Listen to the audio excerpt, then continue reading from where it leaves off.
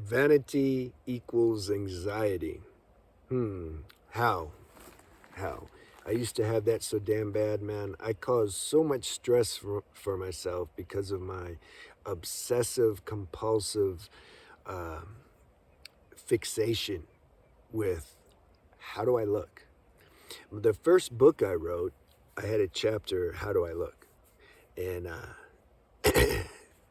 I would get in car accidents because I would be looking in the mirror to see how I look. And the next thing you know, this is the level I took it to. Worse than that, I bought I had a small studio apartment when I was living in LA. And I went and bought a mirror that covered the whole wall. I remember a girl came once. Oh, that even relates to this, actually. I hired a image consultant, right? Because I couldn't figure out how to make myself look as good as I wanted to look, right? So I was like, well, I should hire an image consultant because this is their field. They should know how to do it.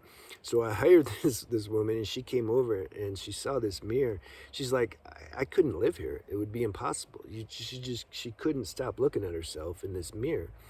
And I'm like, well, yeah, that's what I do. That's why I bought it, because I want to know how I look, you know.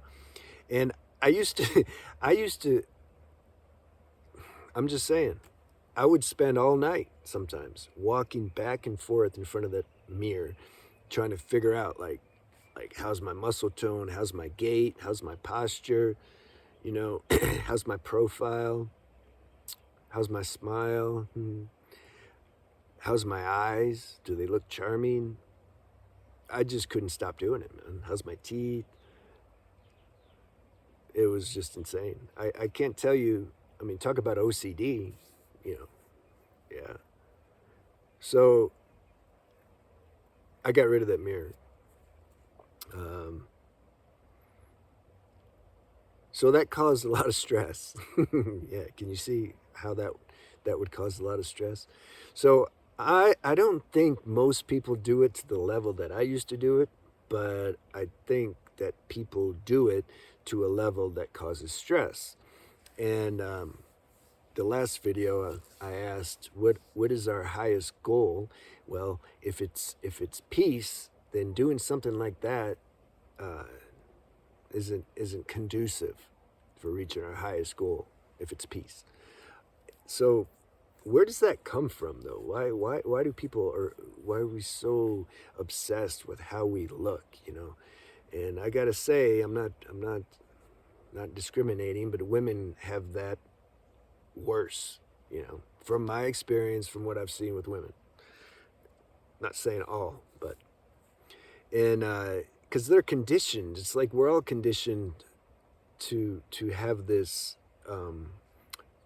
to give give this physical costume so much importance from the time we're born. You know, it's just funny now. Where the way I see things now is much different. You know, it would be like our car to just be totally obsessed with how our car looks, and get up in the middle of the night to just go make sure, like, how does it still look pretty good? I don't know, you know, washing it all the time or waxing it or whatever, asking other people how it looks. This is all this body is. What's the difference, you know?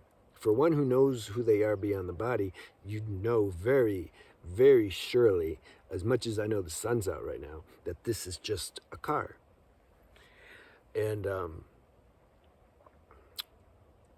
so how do we get so wrapped up in this car, you know, and thinking this is who we are? Because we're programmed to, you know.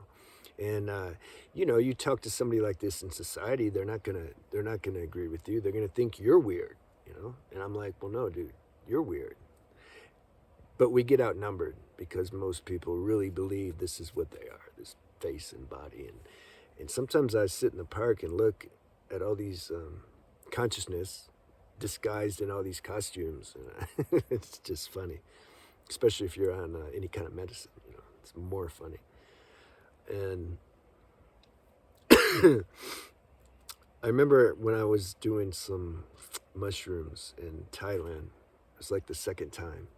Every time I did them, I don't know what it's like to do this kind of medicine and go out and party and go to a rave. Like, I don't understand. I've never done that. I like to do it. I would do it be in my apartment or in nature if I didn't run into anybody. You know, it's not. I don't want to run into your average person. And I would really just contemplate my existence. Like, who am I? You know, and any issues that I would normally deal with on a in my human everyday life, I would bring that to the medicine and just let it solve it and just see like, wow, this is all just silly. I remember I was looking out the window though when I was in Thailand, and everybody just looked like a cyborg to me. I'm like, and looked like they're really busy doing important stuff. Oh, I got to get here and I got to get there. Yeah, yeah. How you doing? I'm gonna, you know. I'm like, damn, is that how I look? You know. And then I started feeling sad because I'm like, geez, another few hours, I'm gonna be a cyborg again. You know. So I really wanted to integrate these higher levels of experience and they not go away because I knew they're true. You know. So it's this conditioning that everyone's caught up in that just gives so much value to how this human thing looks. Now, yeah, we should give value to how it functions because that's gonna, you know, that's important so that we can fulfill whatever function we came here to fulfill, and also it just makes our day-to-day living experience more pleasurable than if you just have a sick, worn-out body, you know. Similar to a car. You want a car that runs good, so you take care of it. If you got a car that's sputtering and the carburetor's all plugged up and the spark plugs haven't been changed and the, um, the valves are, you know, knocking, whatever. I'm not a mechanic. Then you're not getting, you know, you're having a more difficult, it's not so pleasurable to drive that car, and you probably don't want to go on a long trip. And so, but this body's the same. So yeah, I'm all about taking care of it, getting it to as a balanced place that it can get to, given our karmic capacity and limitations that we have. But and you know, not to get so obsessed with that either.